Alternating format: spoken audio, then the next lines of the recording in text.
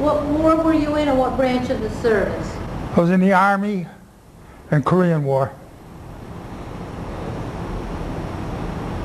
What was your highest rank? PFC. Bob, were you drafted or did you enlist? Drafted. Where were you living at the time? Manchester, Connecticut. How old were you? 21, I think. I think it was 21. Did you think of joining a different branch of the service once the Army drafted you, or? No, the reason I didn't join because I didn't know if I did join the like with the Marines or the Air Force or Navy, and if I didn't like it, I'd be in there for 4 years. So I took my chances with the Army, and finally they caught up with me, and I was there about 23 months. I was in there. I was drafted for 18 months. Then Truman came along and he said he's going to extend everything. He extended the regular Army guys a year, and he extended the U.S. guys 3 months. Wow. Do you recall your first days in service? Yeah. Yeah. What was that like? Well, the first day I landed in Japan. From Japan I went to Busan, Korea, and landed there, and it was cold. I mean, it was April, but it was cold. And I went to bed that night and I froze. But I got up the next morning, and we all had to take a shower, and we got our clothes, all brand new clothes, and we're all clothed and showered, and then we had to go out and wait in this hall till our train came in. Yeah, it was a train. And we were sitting there and, you know, just talking to kill time. The guy next to me was fooling around with his bayonet, and I was talking to him, but he always had his bayonet in his hand, and ours, I just put mine aside, and the rest of them just.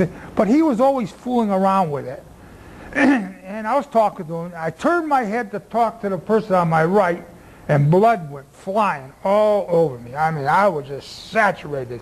He took that bayonet and stuck his hand in it, and he jammed it.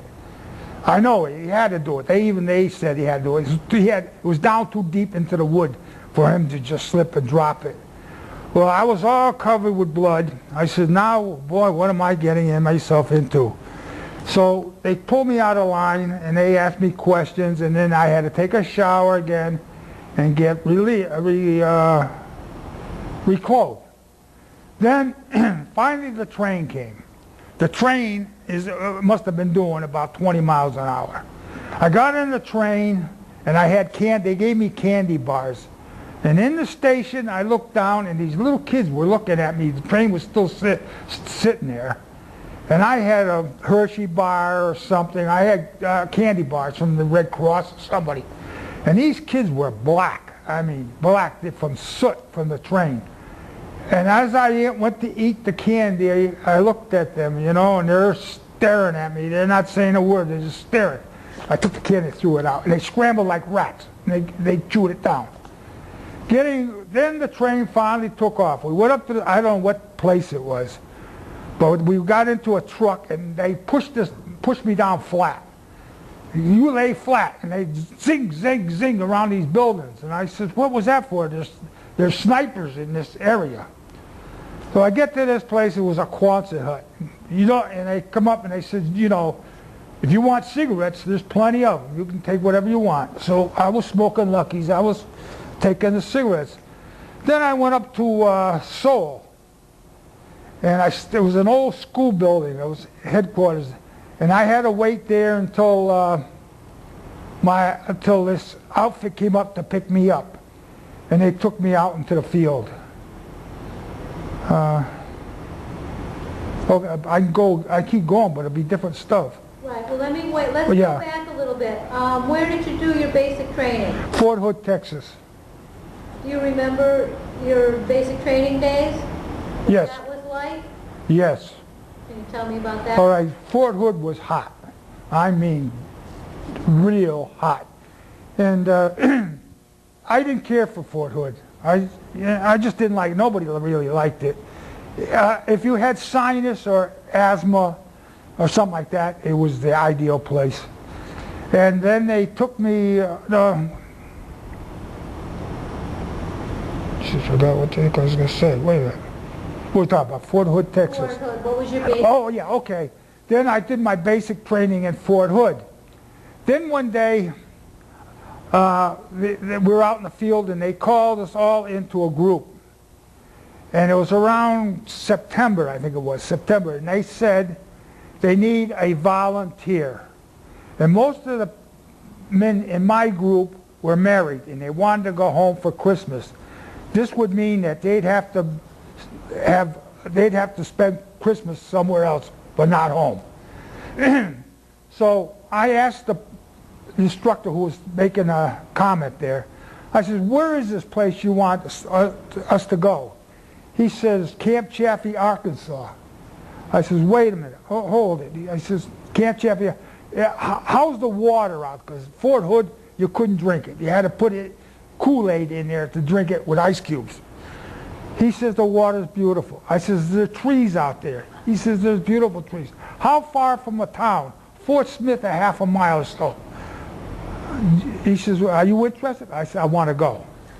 So I went back to the barracks. A little more I got back to the barracks, and they said, where's Ferguson? Where's Ferguson?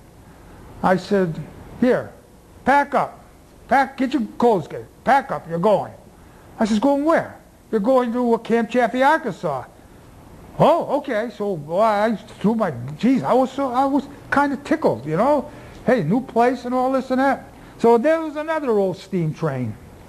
Stopped at this place to re-water the train, and there was a few of us on it. So they said you can get out and walk around, do something if you want, but be back in a half hour. So if like you see it in John Wayne's movies, they take the door, they're wide open, the saloons. Well, there was doors like that, and I walked up and I opened the doors, and all the music stopped, everything stopped, and they all stared at me. I went right back to the train. I got back on the train. I went to Camp Chaffee, Arkansas. I hit the nail right on the head. Who do I get for a captain? A captain from Boston. I was smelt like a rose. There wasn't a thing I could do wrong. I went there for schooling. I had to go for climbing and hooking up switchboards. After that, I asked the captain, I said, please, can I stay here? He says, you can't. Your orders are to go back to Fort Hood. Went back to Fort Hood, then sent me home on furlough. Is there anything else? Something else? No, that's good.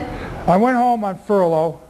I came back, and I said, oh boy, what am I going to do now? So when I came back, 2 days we went on maneuvers. Me and my buddy, we were running around at night. No one didn't know what we were doing. I jumped into this bush with him. We jumped in this bush, and I don't know why we jumped in this bush, but then in the morning, he woke up, and he says, holy man, he started screaming. And my face was burning all night long. I couldn't figure out, it must have been from the sun. I laid in a batch of poison oak. My head blew up like a balloon, just like a balloon. They rushed me down to the hospital, got in there. They made me take showers 4 or 5 times a day. They had to open up my lips to get a straw down there. And my eyes, everything was cut. My ears were all itching and burning. So they said, we want somebody from Johns Hopkins Hospital is coming down to see you. So they came down, and he said, boy, this is one of the worst I've ever seen. And they tried this new cream. It was parabenzamine cream on me. Well, finally I got back to I had still had trouble with my ears itching for a year. So the doctor of the ward, he never wore army clothes. I guess he was drafted. He wore sporty clothes. He came up to me and he says, you got to go in front of a board. I says, for what? He says, well, they don't know if they want you to still stay in the service. I said, well, yeah. He says, you know something? He says, I'm going to tell you, you're not going to be in the service. You're going to get discharged. I says, oh, yeah? He says, geez, oh. So he says, I can't see how they can make you stay in the service. So I had to go in front of a board.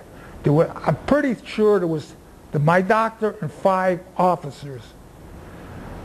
The doctor explained to them about what I had and what conditions I was under with the poison oak and all.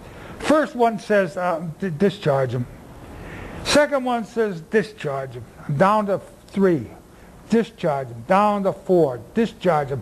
Down to 5. Hold it, hold it, hold it. In Korea, they don't have poison oak or poison ivy. And he was right. They don't. They didn't have it.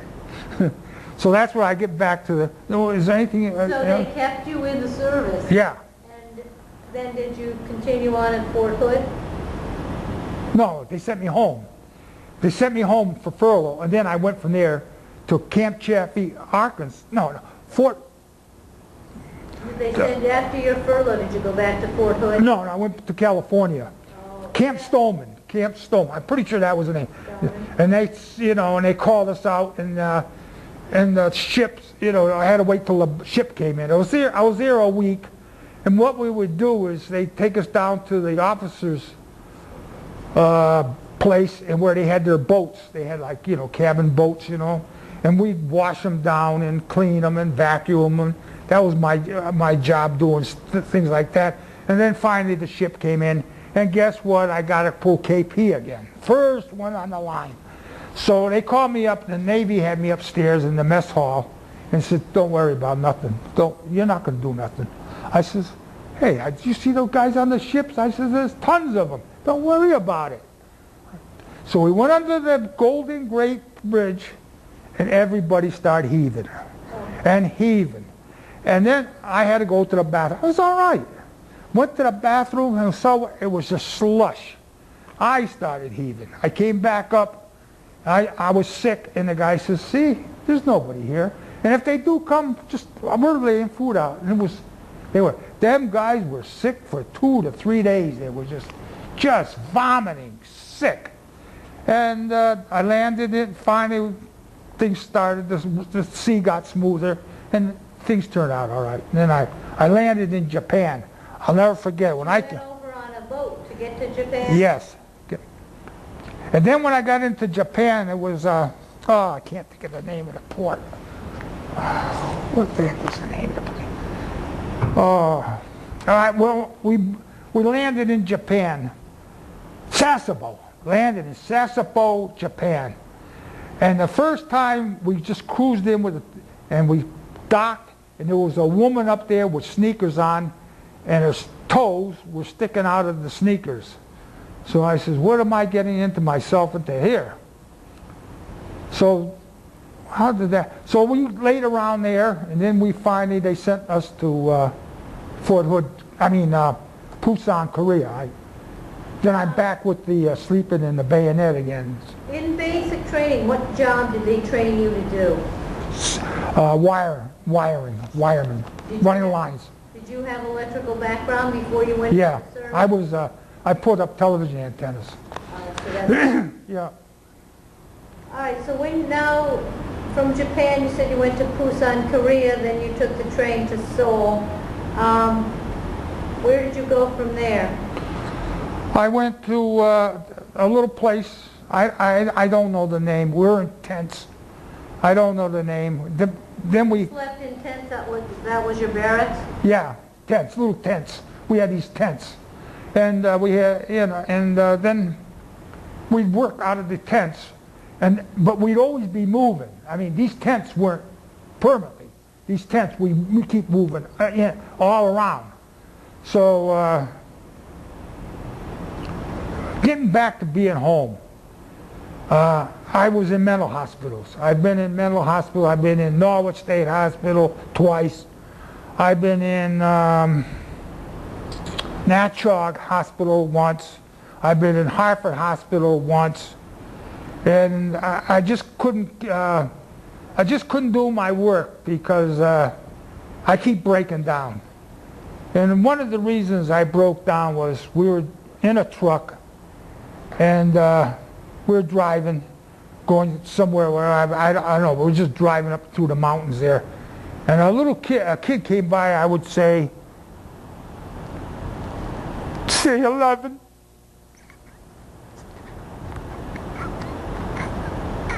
It's all right, Bob. 11 years old. This kid had an A-frame on with hay. The hay went up like a bonfire. The kid was screaming. I jumped off the truck and I pushed the kid over. I ripped his A-frame off him, but I could smell burning flesh. He took off and he ran. And the guys on the truck, these two other guys that did it, they said, "You're going to keep your mouth shut." And I says, "Why?"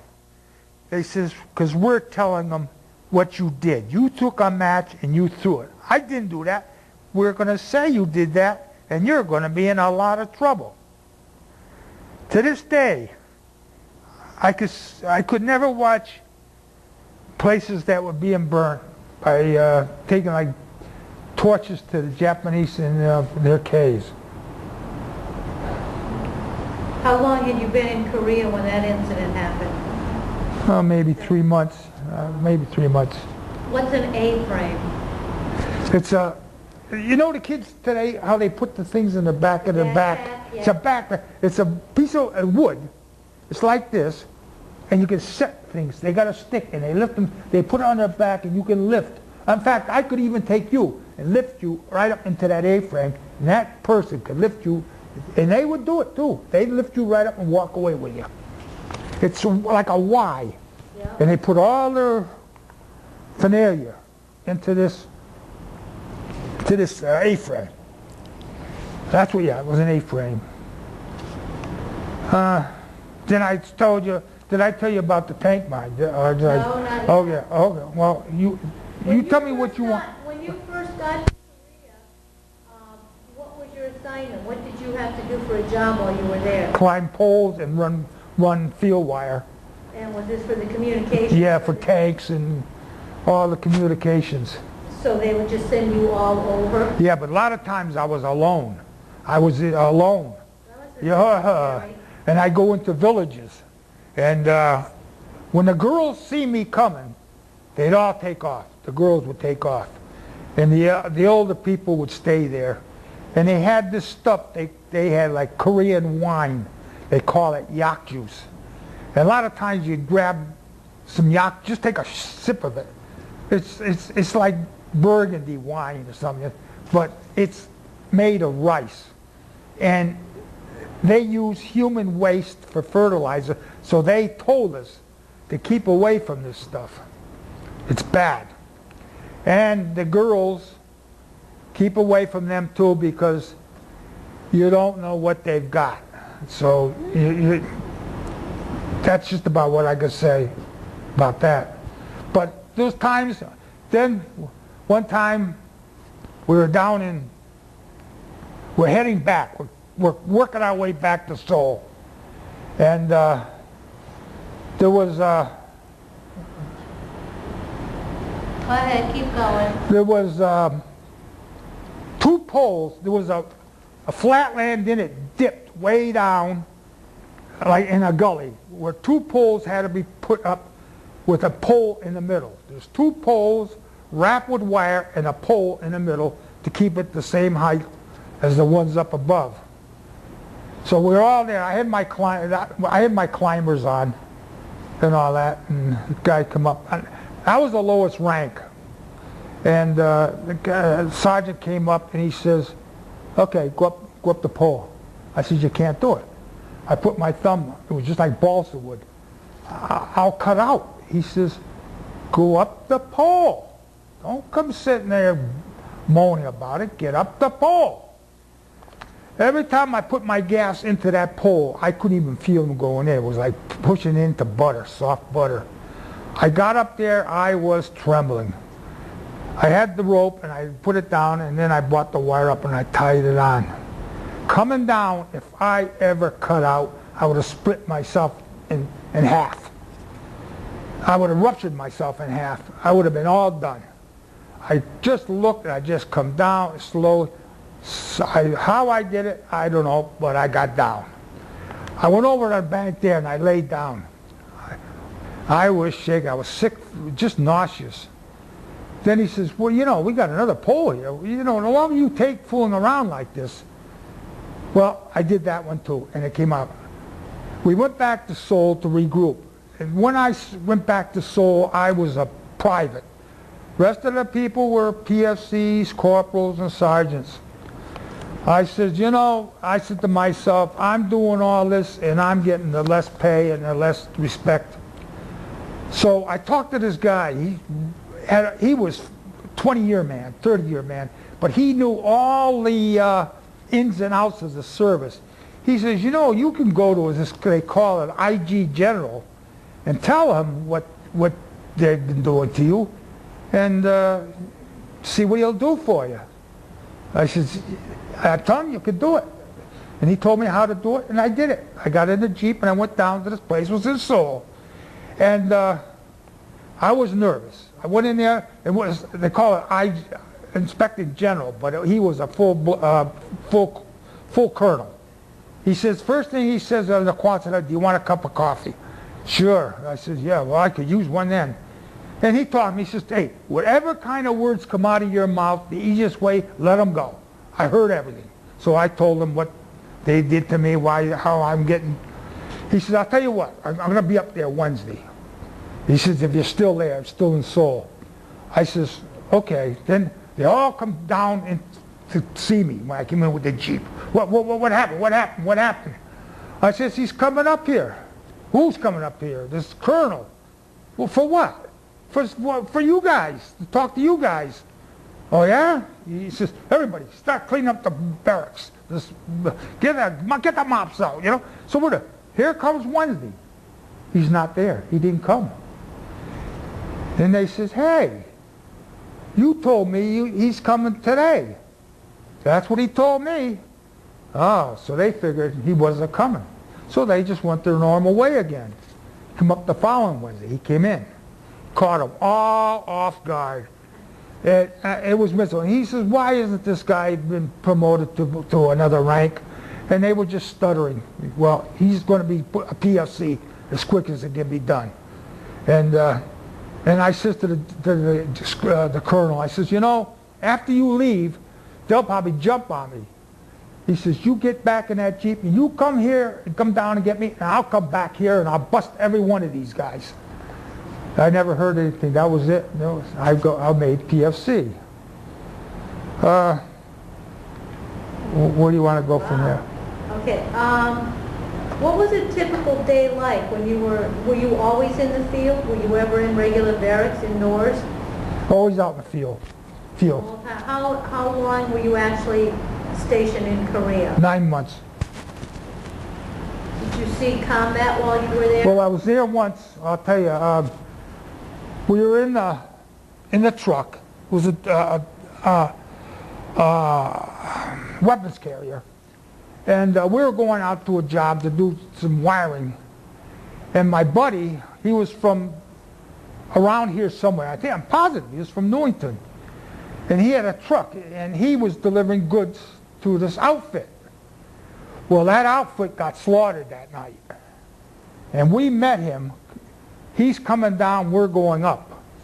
And he slams his brakes on. He says, get out of here, get out of here. We says, what? He says, that whole French outfit is slaughtered. We says, slaughtered? Get out of here. I'm going back and report it. And we said, is anybody wounded? I don't know. He just took off, you know. We went up there. And I was sick to see it. They were all dead. We took back and we went where we went. He turned it in what to do. There were no survivors? No survivors. They were bayoneted, they were cut up, they were brutally tortured. It looked like they were tortured to death. It was a French unit, not an American one? No, it was a French unit. I'm positive it was a defense unit. Were there any casualties in your unit? No. Do you remember what the number of your unit was? 8th Army? You were in the 8th Army? Yeah. Do you remember any of your commanding officers? No. No. Did you receive any medals or citations? I got the medal I just showed you. I got that from the President of Korea. Do you remember what the name of that medal was? Was that your unit citation? Geez, I don't know. For the record, there'll be a copy attached of Gee, I don't know. It was just that what it was saying in English. It was saying that he was grateful that we were here with the fine job that we had done for the country of Korea. Can you tell me about a couple of your most memorable experiences while you were in Korea? Yeah, one time I was alone, and they told us, don't drink any water, whatever you do, don't drink it. Just You're don't. always getting where the bad water is. Yeah. And here was a creek flowing nice and cold water. How could that be bad, you know? So I drank the water. The water, I drank it too fast, and that night I came down with cramps. Oh, I had cramps in my, it was just like somebody stabbed me. I never had cramps in my life like I had that night. And I was moaning. One of the guys come over to me, he says, what's wrong with you? My stomach. He says, I'm going to turn you in. So he went to the lieutenant, and the lieutenant came down, what's the matter? He said, what'd you do today? He said, did you drink any water or do anything? I said, yeah, I drank water. Where'd you drink the water? Out of a creek. All right, he says, take him to the medics. He explained to this guy how to get to the medics. Whatever they gave me, I wished I had asked them because it cured me right off the bat. I was just, and then the lieutenant called me. He came over to me. He says, did you learn your lesson? I said, sure did. The next day, we're going into a village. And just getting back to the water again, we're sitting there, and I was thirsty. Oh, I was thirsty. Here was a community well in this little village. So I didn't. No, I'm not drinking. These guys, this water's all right. They dropping their canteens down there with string on them and all that, pulling them up. And I'm sitting there looking, and this woman was over there with her daughter, and she had a comb, and she was combing the hair over the well. That's odd. Why would she be combing her hair over a well? So the guys were drinking the water, were talking, smoking. And I walked over, and the girl had lice. And she was combing the lice down into the well. Why? I don't know. And I told the guys, I said, come over here. See this nice water you're drinking? Look at her head. They were sticking their, hands down, their fingers down. They're trying anyway to get that water out of their system. That's one experience. Wow. So you learned your lesson about drinking bad water. Yeah. We had tablets, and we had to take quinine pills all the time. They made sure you took it's up to you. If you want to come down with malaria or whatever they say, you take that quinine pill every night. I took a quinine. You took yours? Yeah. Yep. You didn't get malaria? No. Did you have any other sicknesses or diseases while you were over there? What was your health like? No, I don't. I had a cold, and bad cold. I couldn't shake this cold. And the lieutenant told me, he says, we got to get rid of that. You got to get rid of that cold. He said, I'm going to send you down to the medics. They were out in a tent. This big tent. I went up there to the medics, and I walked in, and the ground, it was a big, humongous tent. And they had casualties all over the ground. They were North Koreans. They were in bad shape. Blood running all over the place. I said, what the heck? So I walked in, and I says, this guy's got his hands full. And I was just about ready to walk out of the tent, and this doctor said, hey, where you going? I said, hey, I don't want to bother you. I says, you got your Oh, no, what's wrong with you? I says, I got a cold, and I says, they wanted me to come up and see if you could give me something. Oh, yeah. He says, come on in. I said, how about these guys? Are you worried about them? I don't know. He says, are you worried about those guys? I says, well, who are they? He says, they're North Koreans. Are you worried about them? I says, no. He says, well, don't worry about them. He says, he gave me, I thought I got penicillin. I'm pretty sure that. Then I did get rid of the cold. That's what experience. Wow.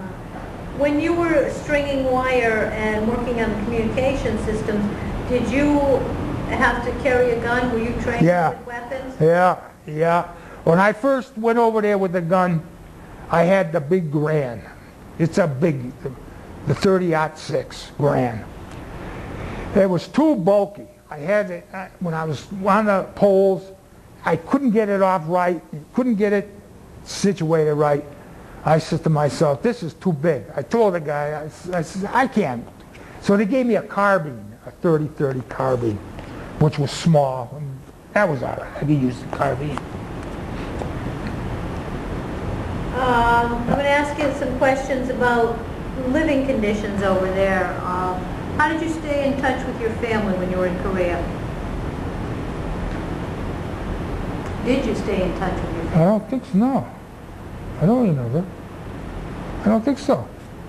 Might have. Oh, wait. My father sent me cigars from Park Street in Hartford. Handmade cigars. I used to like those. They're like money makers. They're the shade-grown tobacco. No, the broadleaf tobacco, not shade-grown. Broadleaf. And I loved them cigars. And he sent me over a box, and I got them, and that box lasted about 10 minutes. I opened that box up, and the hands were in that box. Everybody was grabbing for that cigar. And we all, and one day and one night, it was gone, the box. That's the only, I don't remember riding home. Maybe I did, I just don't remember. What was the food like? Food was pretty good. Yeah, food was good. What did you eat? Did you have rations, or did they cook regular meals? Well, when we were out in the field, we had like rations, but when we came into the tents, they had the cooks, the Korean cooks. I think they cooked them. Every time we get down, the Korean people we had to put up a wire fence and keep into the compound. And every time we eat, when we're down getting towards Seoul, the Korean people would come up to the fence as close as they could get it and watch us eat. And they just sat there, stood there and watched us eat out of these little mess kits. And then we have a place where we dump our mess kits, get the food out. Then we have these barrels where you wash them in. We didn't put the food in the barrel. We put the food over the fence. We threw the food over the fence to them, and they scrambled like rats, grabbing that food. Like if you had a hamburger or something, they just grab it and chew it up. Another problem we had was keeping clean. The only way I could get stuff done was give it to a Korean woman. A lot of times you'd see them on the banks by a creek, and they take a paddle and they paddle your clothes, and they use fish oil for soap. And if you wanted to see a white T-shirt, you should see the T-shirt after they got to it. I never ever saw a T-shirt that clean, white T-shirt. But there was a problem. It was done as fish oil. So when you start getting hot, you smell like a fish. Oh, wow. Bob, what years were you in Korea? Do you remember the dates you actually were there? April 1951 to April 1952. I was there 9 months. Well, April to April. No, that's wrong. I don't know. I was there 9 months. I went back in April. No, wait a minute. No, it couldn't have been April because I got discharged in April. So No, it's not April. I'm sorry. It's got to be April. Probably to January? Yeah, somewhere in there, yeah.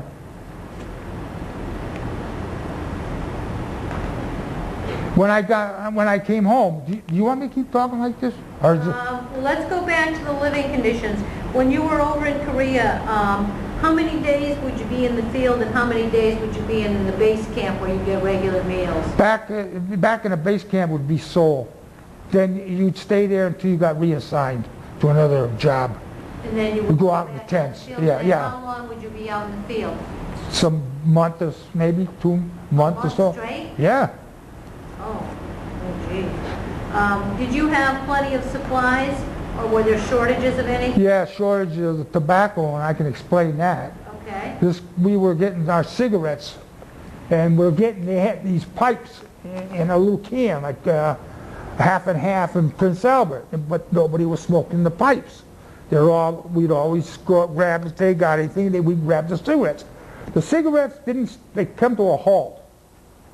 And we asked the guy that went down for supplies, where are the cigarettes?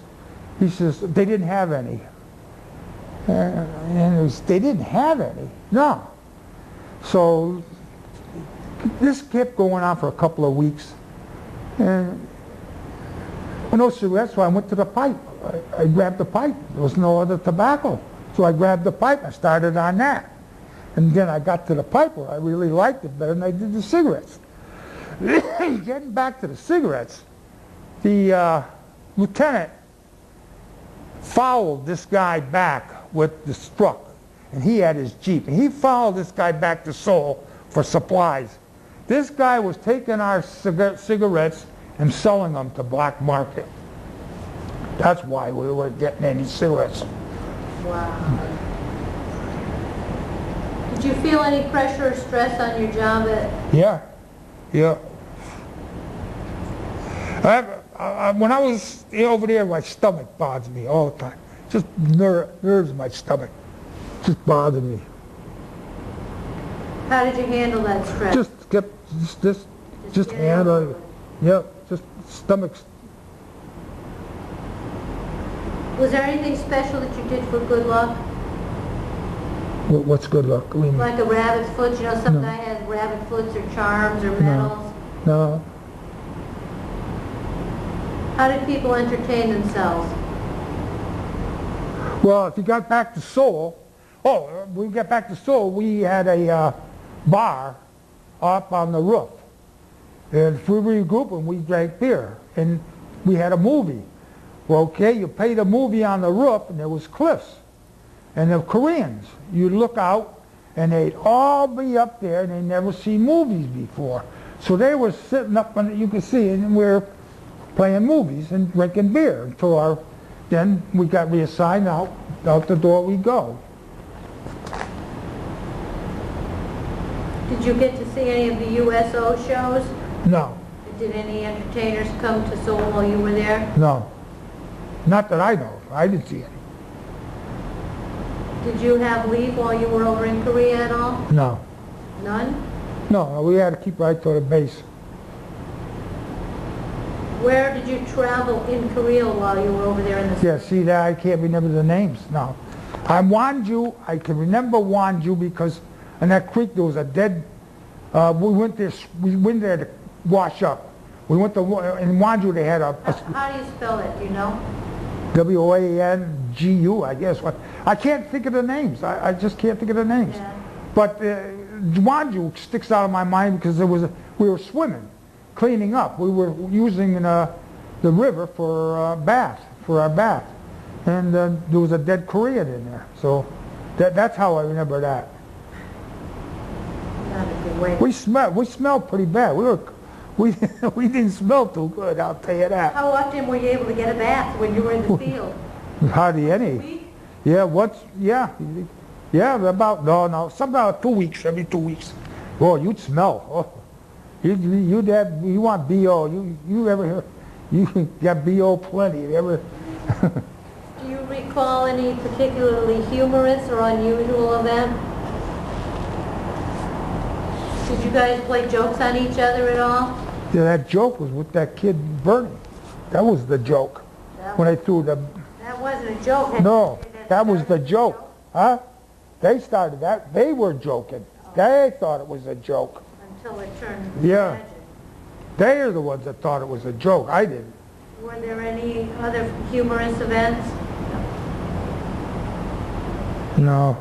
Just that I got that kid, my little grandson, he's 11, and he's about the size of that kid. Your grandson's 11 now? Yeah. He was about the height and the size of that kid. Did you take never- any photographs while you were there? No. Do you remember any of your fellow soldiers? I going up. In fact, I'm going up next week. Next week I'm going back up to Maine, up on the coast of Maine. My buddy was up there, Ralph What's his last name? Smith. Did you know Ralph before you went? No. But he came from the town that my mother came from. That's how we. And then he lives in Cherryfield, and now Cherryfield, Maine. And he's down in now he's in Steuben. But my other one was from Maine too, and he was from Machias. But I went up to see him, but he died. We seen him. Next time we went up there, he was dead. What was his name? Oh, jeez, what? Oh, see, names. Gil. His first name was Gil. I can't think of his last name. Okay. But he died. So I'm going to Ralph. See, Ralph right now has 2 legs off. He's got sugar diabetes. And Ralph was in the same unit? Yeah. So you were... Not all the time, but quite a bit. He had the same job as stringing wire? No, he was truck driver. That's all he did was truck driver. Did you come home at the same time? No, he was there earlier than I was. He was there before I was, so he came back. You looked each other up after you... Yes. In fact, I'm going up next week to see him. Did you form other friendships with other soldiers while you were there? Yeah, but I don't know where they're from or anything. You didn't keep in touch with them? No. Yes. I kept in touch with one guy. His name was Maggie. He come from Malta, and me and him hit it off good. In fact, when I got if you want me to see, there's a story to that too. We came back on the ship, and it was the first ship. Now, Maggie was from Malta? Malta. The island of Malta? Up in Malta. Italy? Yeah. How did he end up fighting with the Americans? And he came, his mother and father, his uncle and all came to Brooklyn, New York. And he came to live with them. And he couldn't hardly even speak English. But when he got through in about 2 or 3 months, he could talk just as good as we could. I couldn't understand. Well, he was a good kid. And he'd always talk about his mother's macaroni or his aunt's macaroni and cheese. That's all he kept on. So coming back on the boat, we came through the Panama Canal this time. First ship, troop ship, to go through from Japan to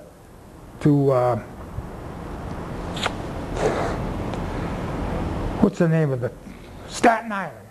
I'm pretty sure Staten Island, because I was on the Ed Sullivan Show. The Ed Sullivan Show was on there, and I was on that show as Mr. Connecticut on the Ed Sullivan Show.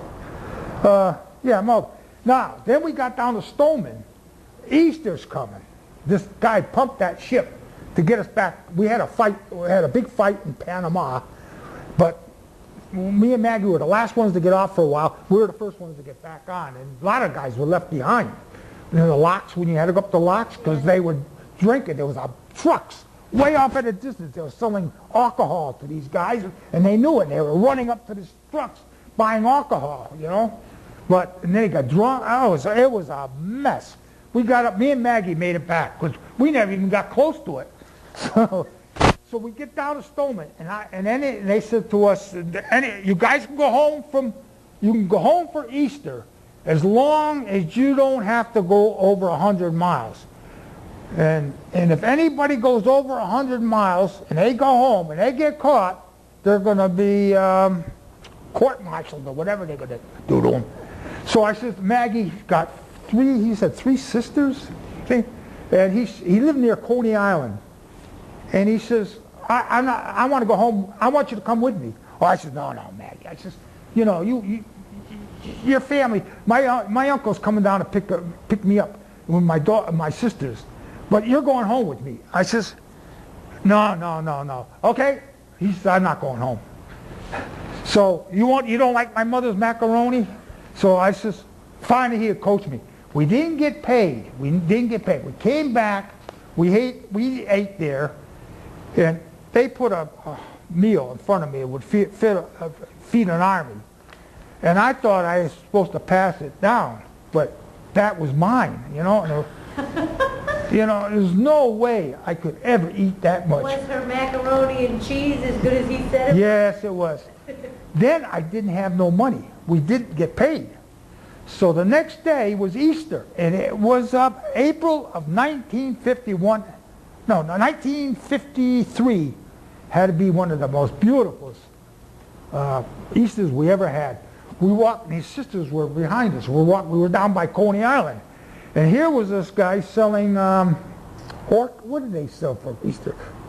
Lilies. He was selling lilies. So I got no money. So Maggie says to me, he says, why don't you buy my sister's lily? And boy, I felt embarrassed. You know, I said, hey Maggie, you know we didn't get paid. He said, how do you know? Look, you want to see? There's a $20 bill in my wallet. His uncle stuck a $20 bill that night in my wallet. Bought the tulips. What did you say they were? Well, lilies. They're lilies, yeah. I'm pretty sure it was lily. He put $20. So then I was going down to see him one time, and we had one of the biggest snowstorms we had up here, and I never did go back. No, so I never. The only one now is Ralph up in Maine. That's the only one that I. Wow. Did you keep a personal diary? No.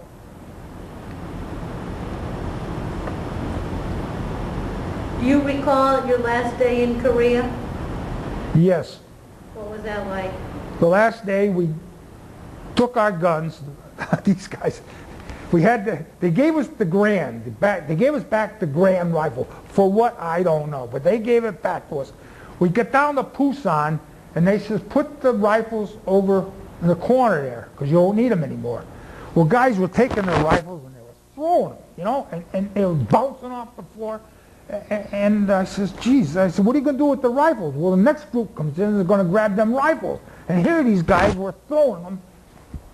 I don't know. Well, that's all I can remember. So you left your Garand over in Korea? Yeah. And then you took the troop ship back? And you say you were the very first troop ship to go through the Panama Canal? Through, not over. They had them going over. But coming back was the first one coming back. And you know what we had? We had Spanish rice for almost a whole month. Spanish rice. And the officers had steaks, hamburg, ham. So they had garbage pails. We'd have to go up there with garbage pails and get the garbage and bring them down and dump them over the ship. And we had seagulls follow us. They weren't dumped over the ship, that food. We ate out of the barrels, what we could get out of them. About 4 or 5 days of Spanish rice, that's it. That's it. That's about it. We were eating out of the barrels what these officers didn't eat. Do you eat Spanish rice now? No, I like rice pudding, but I haven't had that. No, I'm not looking forward to it either. When you got back to the United States, where did your ship land? Staten Island, didn't I? I'm positive, Staten Island. And then how long did you stay in the service before you were actually discharged and allowed to go home? About 2 to 3 weeks.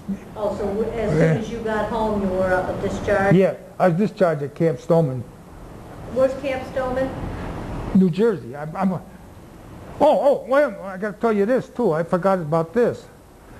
Or did I already tell you this? When I was at Camp Stoneman, I had, when I was on the ship coming home, yeah, I knew right then and there that I was the only one from our outfit that went to Korea, because they would have come back with me if they had been in Korea.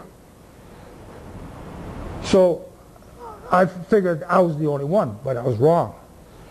I was pulling KP, and here's our unit, the one we had in Fort Hood. They're back too. We're all back. You hadn't seen these guys? No, Left for no, it? no. And now you're all back? We're all back. You're right. I'm pulling KP, and they're looking. Hey, they're yelling, look at Ferguson. There's Ferguson. And I said, hey, you're alive. Yeah, well, why? She's, we thought you were dead. Yeah, I said, I was the only one that went, huh? No, you weren't the only one that went. 6 other guys were your buddies went, guys I like. And he named them. They were from up in Boston area. I can't think of the name. They were killed. All 6 of them? Yeah, they were all killed over in Korea. So I was the only one come back from Korea. Well, where did all those other guys... They got artillery. Some went into artillery. They spread them around and all that, but they were killed. They probably all went to that same unit that they were killed. Yeah. Because even our officer that went over there, he was killed too. Oh, my God, you were lucky. Yeah. But that sometimes but that kind of haunts me too, being the only one that came back. Yeah. Well, during the time that you and those other 6 were in Korea, where were the rest of those guys from your unit? In the United States? Did they never leave the country? Well, I don't follow you. Well, when you went back to Camp Stoneman and you said that the rest of your guys said, oh, there's Ferguson. Yeah, but they came back from Germany. Oh, they were in Germany? Germany, yeah. Europe, yeah, Germany, yeah. That's where they got stationed. Yeah. Oh. They went to Europe, 1st Armored Division. Oh. They went to Europe. Then there was a couple of, then they picked a few out of the battalion and sent them to Korea that time. I'm positive there was 6 of them that went. Wow. What did you do in the days and weeks immediately after you were discharged from the service? Drink and drink. You came home to Manchester, Connecticut? No, I came back to Hartford. Hartford? My mother and father lived in Hartford then. I stayed with them. They must have been pretty worried about you, all your drinking. Yeah, the drink. I was complete alcoholic. Complete. I haven't drank.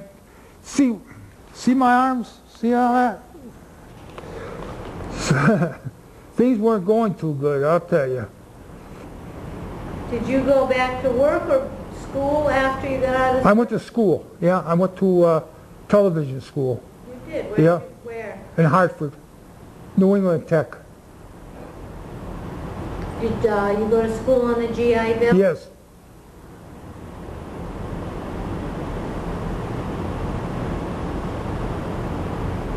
What did you do for a career? I put up antennas. When I went back to get my job, somebody else had my job, was the boss's wife's brother. He had kids, so he didn't have to go into service. So he took, but I was mean. When I came back out of the service, I was mean, real mean. In fact, I went up to get my job, and I says, hey, John, I'm back now. He's there, and I said, and his son, his grandson, whatever this guy was putting up the antennas. So he says, you can get another job somewhere, can't you? I says, well, if you don't, I don't want to work with you if you don't want me. Well, give me a home where you're living now and all that. And I said, okay. So he quit, brother, because he figured he took my job, and I didn't have to go overseas, but he had to go over. So I'm giving him his job. He went somewhere else. I lasted 2 weeks. I got fired. 2 weeks on the job. I lasted just about 2 weeks. I got fired. I was just out of it. And then I went to work for AT&T, and then I started going to these mental hospitals like Hartford, Natchog, and Norwood State Hospital. And the company didn't like that idea. So I took, just as soon as I could, I got out of AT&T. And then where did you go? Nowhere. Just here. Nowhere. I just blank, drinking and all this and that. But what put me on my feet was the VA. They put me on I stopped smoking, and I stopped drinking. I haven't drank or smoked in 10 years, over 10 years. 12 years now. Wow. Since I started coming here, I haven't drank or smoked. That must have been difficult for you. I feel, huh? Yeah, it was. It was hard. One of my buddies used to take me down here. I'd meet him at a park and ride. I was smoking. He knocked the cigar out of my mouth, and that was our last. He knocked it out of my mouth, and that was it. It stopped right then and there. Drinking did too. I don't drink. No, just soda. That's it. Did your military experience influence your thinking about war? Yeah. When I got home, is that what you mean? When I got home? Yeah, I just got them guys, what they did to this kid, and all little things I started putting together. I used alcohol for a crutch. That was a crutch. That was something to lean on. Did you drink a lot before you went in the... No, never even drank. Never even drank. How do you feel about the military in general? Now? Yes. Oh, okay. Yeah, I got no complaints. Would you want your children to be in the military? My son, I think he's older. They're talking about draft and stuff like that. He's in that area. I don't know. I don't think he'll get this. I don't know. I really don't know. He works for Gerber Scientific. He's got a good job. So then you got married after you came home? Yeah. You know when you were married? 55. And how many children? 2. One girl, one boy? Yeah.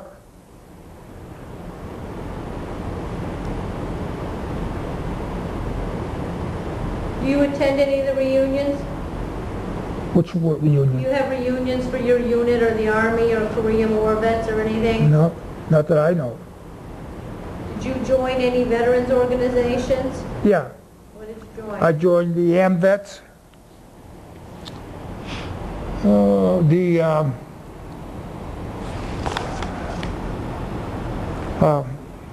Not American, I did join the American Legion. Veterans of Foreign Wars, that's what I tried. VFW? I still belong. Which post? I never get since Stafford Springs, I never even go there because they got alcohol, and I don't want to go down there because they got alcohol. I don't impose something, I don't know. I don't even know. Stafford Springs, VFW, the AMVETS, and American Legion? Yeah, the Veterans of Foreign War building burned down, and they're in with the American Legion in Stafford Springs now. I don't even know the post. I just send them the money, that's all. When my dues come up, I send them the money. Have you been involved in any activities with the AMVETS or the VFW? What do you mean? Oh, so, sometimes they do fundraising. No. March in the parade. No. How did your military service and experiences affect your life? Well, we know actually that it had a negative effect on your life because of the... Yeah. But I turned different now. I cry. Before I was miserable, but I didn't cry. Now I cry. And at work, I start crying. That's why they really didn't, I could see the point. I never gave them no big argument, I left. I cry. Are there other stories that you can remember from your Korean War experience? I told you about the tank mine, didn't I? Did I say that? Tank mine? Did I say anything about that? No, you didn't. See, I talked to Joe before, Yeah. Okay, this tank mine. Okay, we were in a truck this time. It was a weapons carrier. And the truck is canvas. It was a Dodge truck. It's like a pickup truck. And it's got this canvas, and it's got these buckles. And these buckles, where the rope goes through, you take it, you push it. You just can't tear it. It's just... We're waiting for one guy to come back, and we're sitting in the back of the truck. He came back, and he threw this tank mine. He said, "Look what I got, fellas!"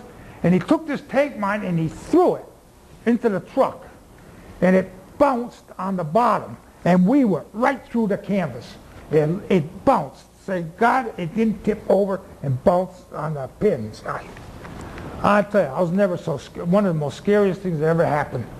Was it crazy? Why did you realize it was armed? No, he says, he was one of these guys that he wasn't wrapped too tight. And they used him for, he wasn't really used for much but pulling or some easy job, you know, doing something. But that's what he did. He found one of them and he threw it in the truck. So what'd you guys do? We couldn't go in the truck. They had to get somebody out there with the mine detectors to get that thing out of the truck. Yeah. And then they told us, you guys are going to be around women. They told us, you're going to be here, you're going to be around here, women. And one guy got up and he said to us, you know, John Hopkins can't figure out some of the diseases that these girls have got. Now you're out there, you're going to be being around them and all. I just want you to let you know what the circumstances are. I'm not saying that every one of them is like that. So, I mean, you took your chances, that's all. So I had one guy who was with me. It was a freight car, I'll never forget it. And it was just sitting out there, a freight car. We're walking in, doing lines, and it said, GI, GI, hey, GI. He says, hey, you know, there's a girl over there. Yeah? He says, yeah. Well, what are you going to do? Well, I'm going over to see her. All right, go. I'll wait for you. He says, holy guys. He says, well, make a long story short, he got diseased and bad. So. Even though he knew, he took his... Yeah, and it was... See, the girl was pushed out there to keep away from other girls, you know. Yeah. So that's what I figured that she was out there. There was a reason for her being out there. Are there any other stories that you can remember?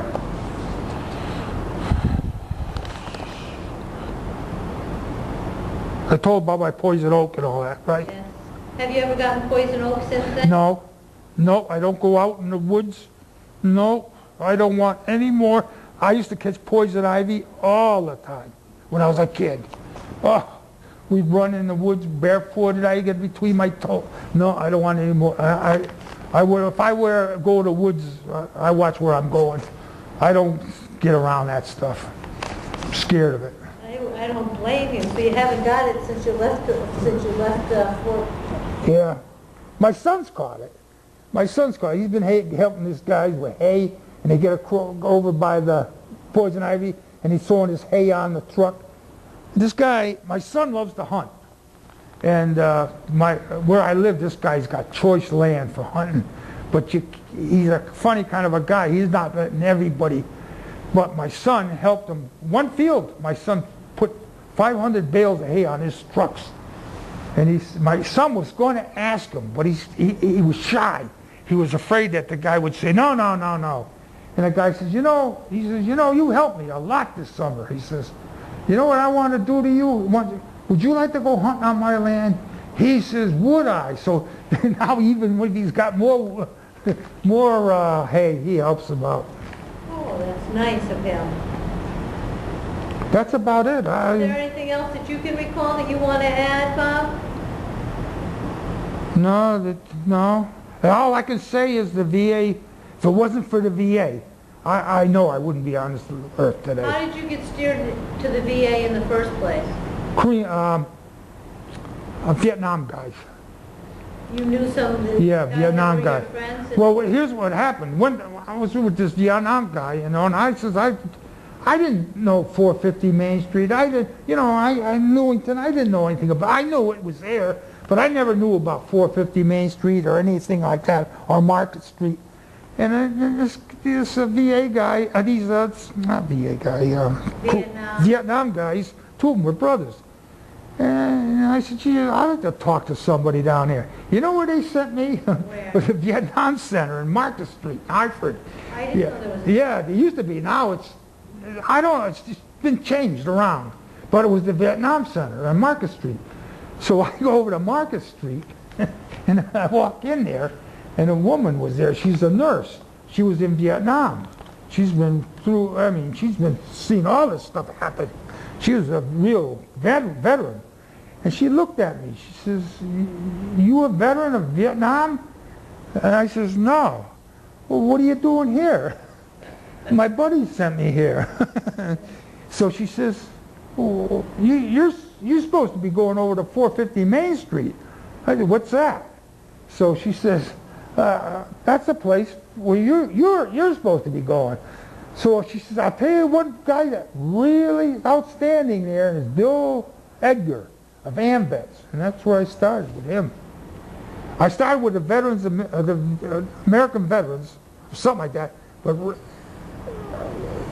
how'd that work? I started with them.